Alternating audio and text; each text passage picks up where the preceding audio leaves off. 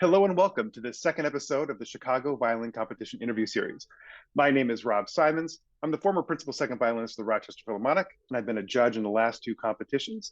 And I'm joined today by Dindin Wang, the second prize winner in last year's competition. Welcome, Dindin.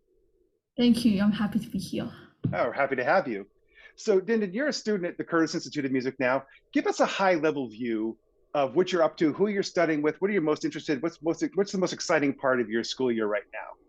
I mean, it's such a great honor to be studying at Curtis.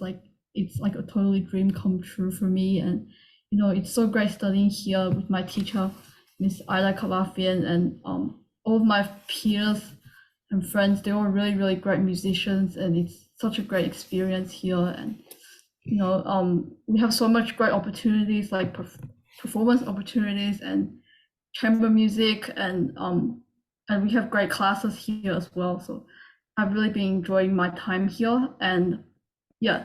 That's great. So you say it's a dream come true to go to Curtis, and we can all understand why that is. And I think as a violinist, I think of Curtis in that sort of Philadelphia school of violin playing that your teacher represents. Going back to like Arthur Koszumski and all these guys, how do you think about yourself in that tradition of violin playing? Were you drawn to that, or is that something you're learning now that you're there?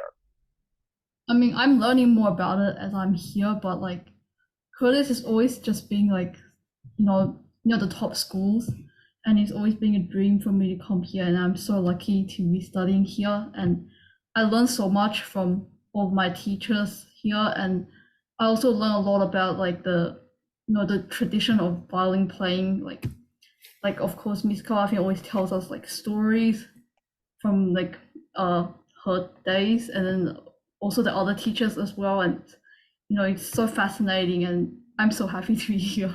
So obviously, your teacher is really well known for chamber music, and you mentioned that a little bit ago. Any surprises? Any great new learnings and insights now that you're studying chamber music, probably more seriously than before?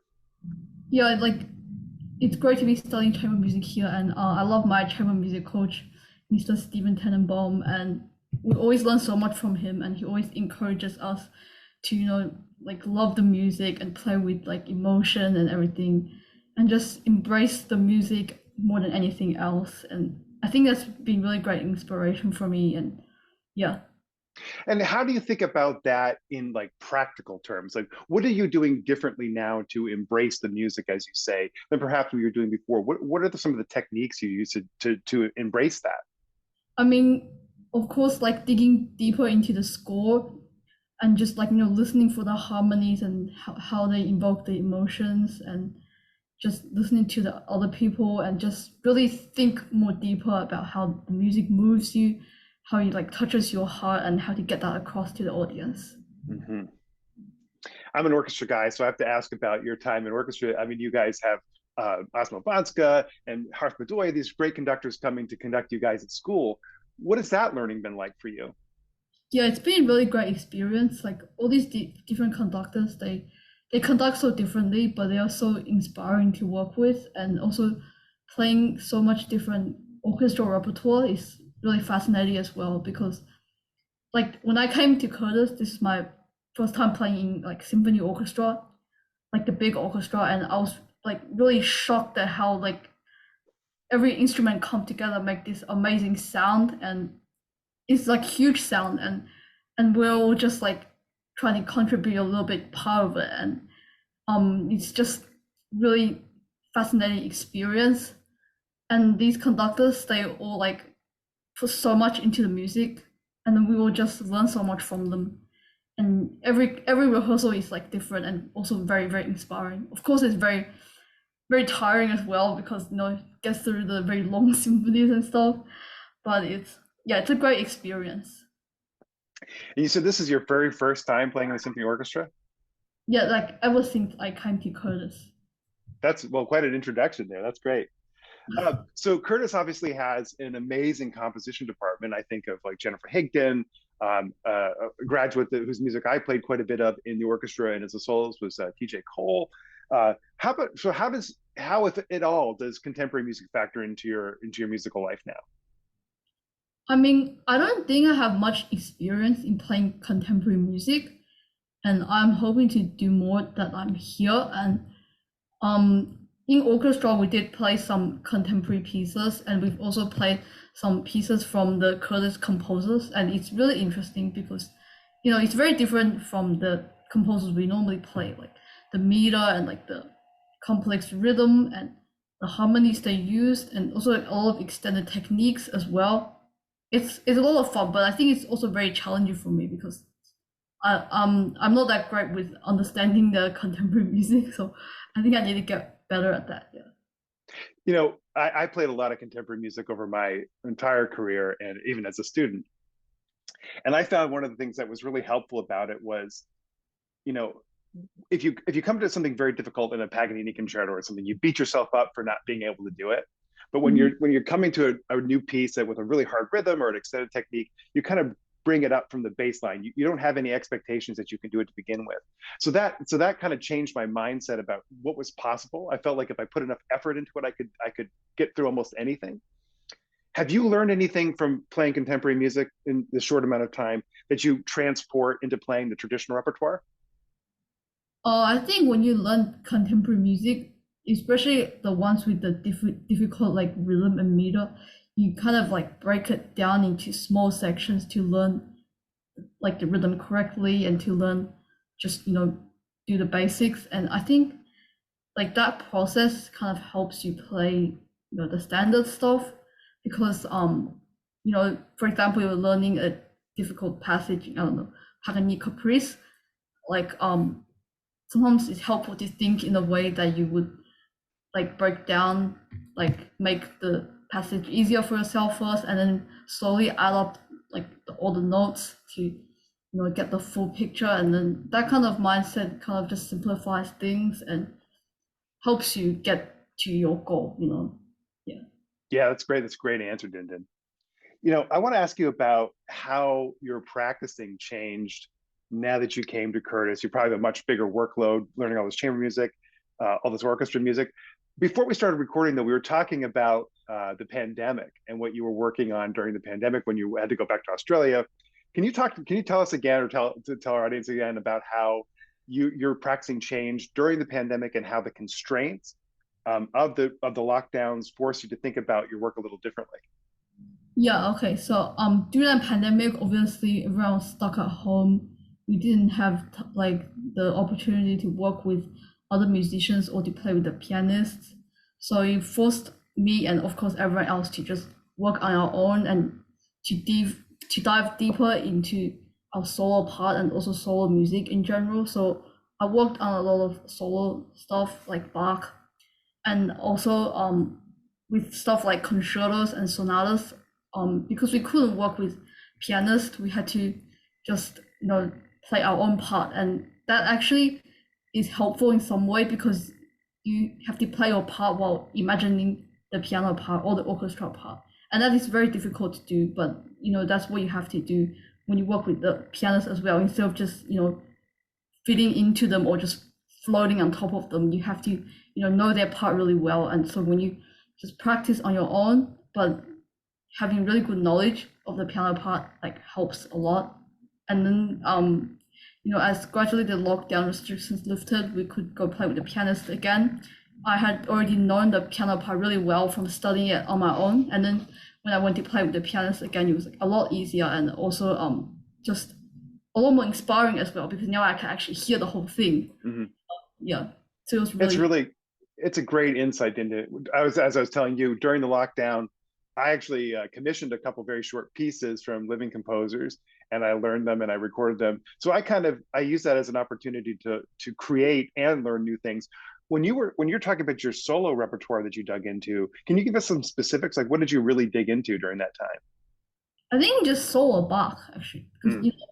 I love playing Bach. He's my favorite composer to play and to listen to. He's just my favorite composer, and his music just gave me so much comfort and consolation during that time because it was a really depressing time. Because like at the start of the pandemic, I was also suffering a little bit from the injury, and also from just because suddenly everyone just had to go home and we couldn't see our friends or have like live in-person lessons with our teachers. It was a really depressing time for everyone and for me, of course.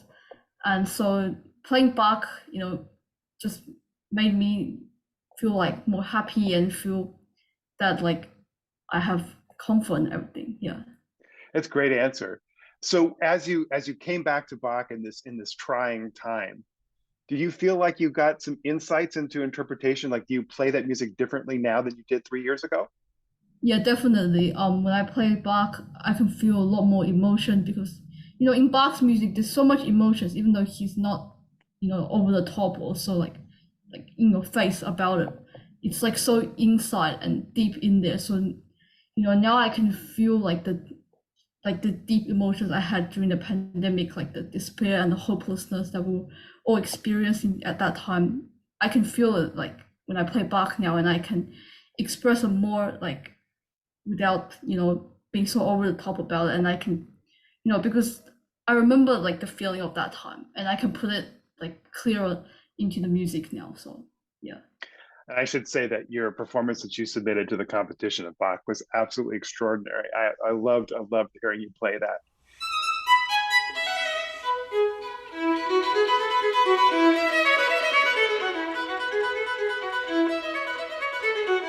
I have a question for you about your own influence with Bach. So obviously, you have a very personal connection. You just said it, this music is very emotive, especially during a time of despair. But I wonder, do you have some influences in Bach? Like, do you have some players that you really look to whose recordings you love of that repertoire? I listen to a lot of people play Bach. Like I listen to a lot of the Baroque players, but I also listen to like the old school players. Like I don't just stick to one. I like to listen to everything because I think there isn't one correct way of playing Bach, Mm-hmm. and there never is. So I don't want to just like stick to one. So, but like to name a few that I really love, I love Isabelle Faust. I also love like Christian Tetzlaff and also Midori. I love her Bach as well. It's very like intellectual and Mm-hmm. and yeah. I also love Yeah, Jansen as well. yeah, oh, yeah. Yeah, sure, that everything she does is Yeah, fantastic. yeah. Um, for me, I never found a recording that I mean, I found recordings I loved, but I never found a recording that I really wanted to like copy. Sometimes you just want to get inside something. For me, it was a lot of the pianists. I would try and listen to piano performances and think, how can I extrapolate some of that into my own practicing? But let's move away from the despair of the pandemic and let's move to the optimism of where you are now. So talk to us a little bit about how your practicing is maturing as you have all these new competing things to balance in your day.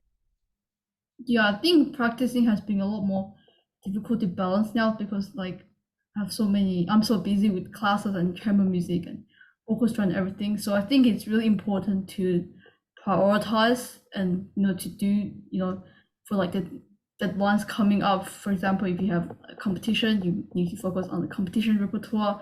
If you have like say a performance, obviously you focus more on that. And but I think it's also really important to keep up with the basics, like practice scales every day, and just the technique in general is very important.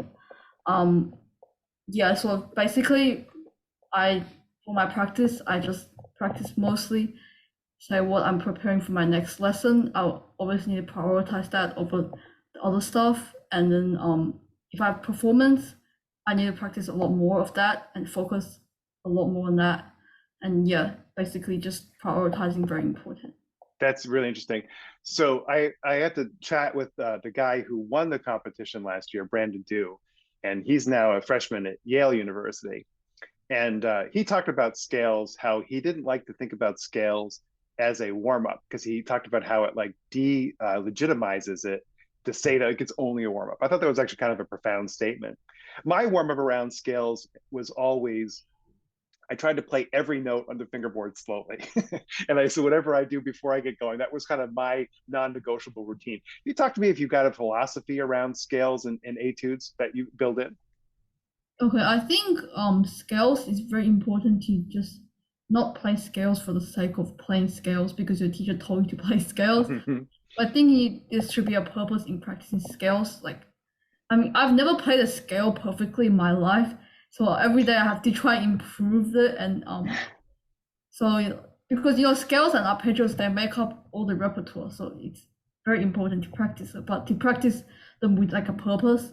So so you might be working on like the intonation, the sound, or you might like work on vibrato on scales, or just generally your finger facility on scales. And I practice scales every day, but I focus like on different things. For example, today I might focus on vibrato. Tomorrow I might focus on like the sound or intonation. Yeah, just I change love up. that. I love that sentence. I've never played a scale perfectly in my life. That is that is a profound statement. I love that. I'm going to think about that a lot.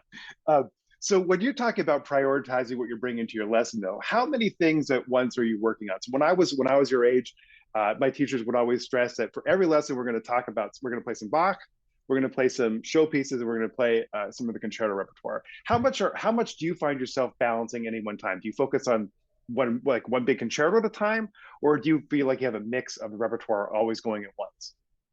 I like to focus on one repertoire at once. So like one big concerto or Mm-hmm. something, and probably maybe like another Bach or a showpiece or a sonata or something. I don't like to work on too many things at once because I feel like that just makes the quality of the stuff Mm-hmm. worse. That's a trade-off. In your lessons now, do you come back to repertoire you've learned in the past, or is it always trying to add on to learn new repertoire as you go? I'm always trying to learn new repertoire because the violin repertoire is actually pretty big. Yes, it So is. trying to get through all of it is a lot. So I have a lot of work to do, get new repertoire here. What are you working on now, if you don't mind my asking? Right now I'm working on Mozart Concerto Number 4 and Prokofiev Concerto Number 2. Yeah, Okay, so that's a good transition. So for the competition, you submitted the Prokofiev one, which is a gorgeous interpretation you gave us. thank you. What is the repertoire you're most comfortable playing right now? Like, what do you most enjoy playing? That's a good question because I think I'm still exploring, Mm-hmm. but I'm probably more comfortable playing the romantic stuff as compared to the 20th century stuff. So like stuff like Prokofiev, I'm still trying really hard to find the sound for Prokofiev and Mm-hmm. interpretation. I think it's very difficult here. Yeah, your opening passage of it was so restrained and so like vulnerable. I was so moved by your interpretation of it.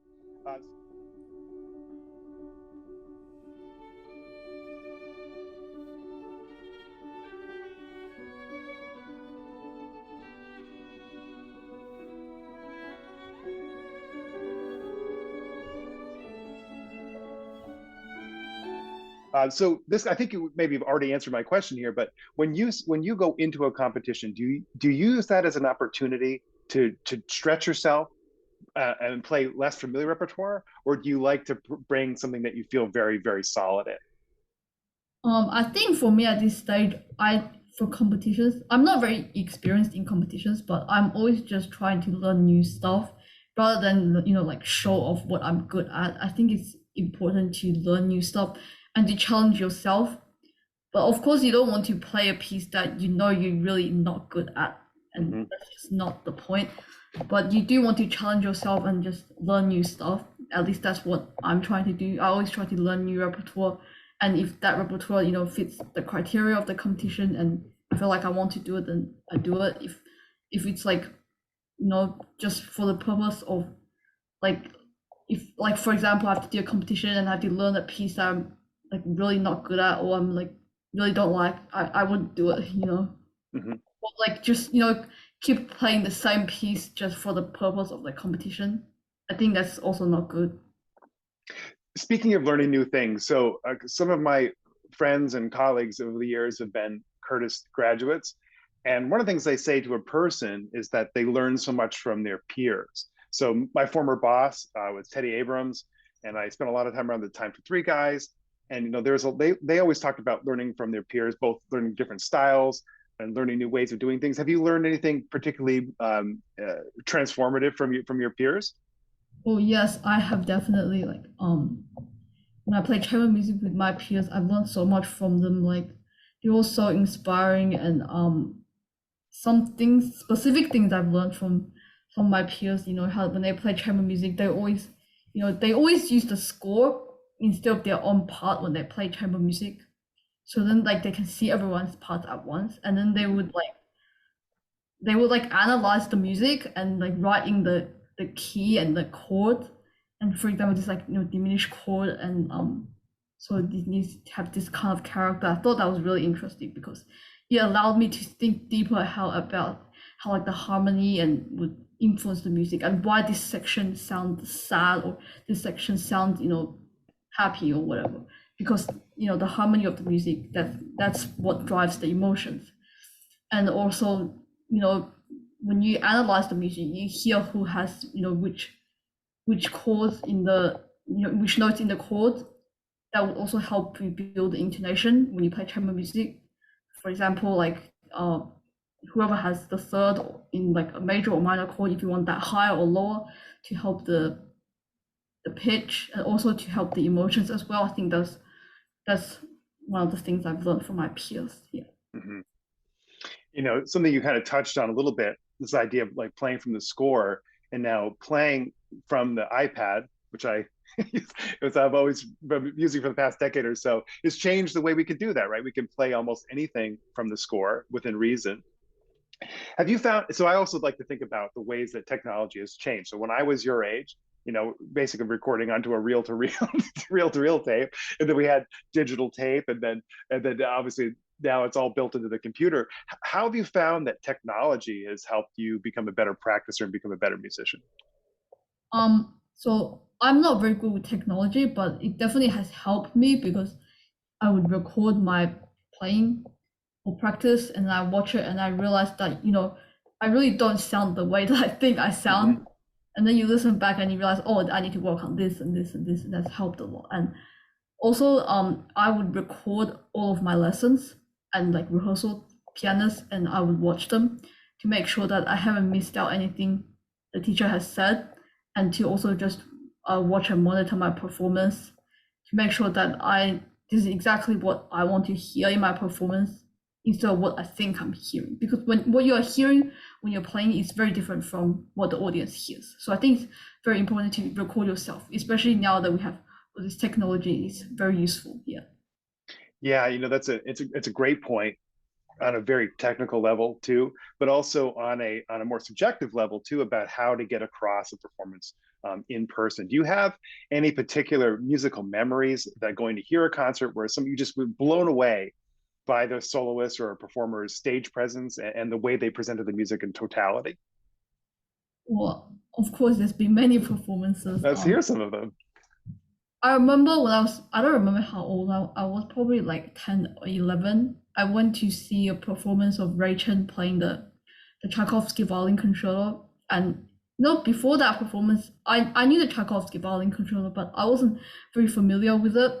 But I remember hearing him, and I remember the development section of the first movement. I was just so touched and moved by the notes and the harmony, and I was like, I just fell in love with that piece, and I wanted to play that piece so bad that I worked so hard. And then I was really happy when my teacher let me play it like a few years later, because I played the piece just for that development section. It was like my favorite section, and yeah, it was such a moving performance, and I still remember it now. And then I remember last year I went to hear Hilary Hahn play Tchaikovsky Concerto as well. And her interpretation is so fascinating because sometimes she just stretches the passages like in the most like unexpected ways, and then but it still sounds so good. You're like, oh, I didn't know Tchaikovsky can be played like this, because everyone knows Tchaikovsky and everyone knows how he goes, but then she manages to find fresh ways to play it. And like some parts that she like stretches the music, if like anyone else did it, it wouldn't sound good, but then she does, and it sounds like so good. And I'm just like so shocked and mind blown at how she's able to make like those passages sound the way she does them. So yeah, that was very fascinating for me. Those are two great. Certainly, Ray Chen has set a new bar in terms of his charisma. I mean, his playing is unimpeachable. I mean, absolutely brilliant player, but his charisma is transcendent. And I always think Hilary Hahn is obviously, she said she's been setting a new level for 20 years now. her Stravinsky concerto absolutely blew my mind away. I didn't know that somebody could play that piece that challenging with that level of precision and that level of commitment to it. She's just absolutely transcendent player. All right, Dindin, I think we're getting close to a good place to wrap up, but I want to hear a little bit more about you were born in China, you spent a lot of time in Australia, obviously. You were in Los Angeles, and now you're in one of the great cultural capitals in Philadelphia, Pennsylvania. What are you interested in outside of music? What other kind of interests do you have beyond the violin or perhaps beyond music? I think some of my hobbies outside music is just like cooking, eating, and um, I like to do running as well in my spare time. Yeah, You're like a long distance runner? yeah. Like, do you do marathons? No, no, no, no. I'm not that good. Just Is like, that something you're working up to? oh, I hope I can do it one day, but I'm not up to it. Yeah, I'm like, no. Okay. I have no doubt if you can play the violin as well as you do, that you'll be able to run 26 miles when you put your mind to it. All right. I think it's a great place to wrap up, Din Din. On behalf of my fellow judges, thank you for your time today, and thank you for the beautiful performances that you submitted. The next competition is November 19th, 2023. There are two age divisions, essentially above 18 and below 18 years old. There'll be some great judges, orchestral players, chamber musicians, academics, and soloists. For more information, visit chicagoviolincompetition.org. And stay tuned here for more interviews, more videos from other judges, and some videos from other CVC competition candidates. Thanks very much. Thank you for having me.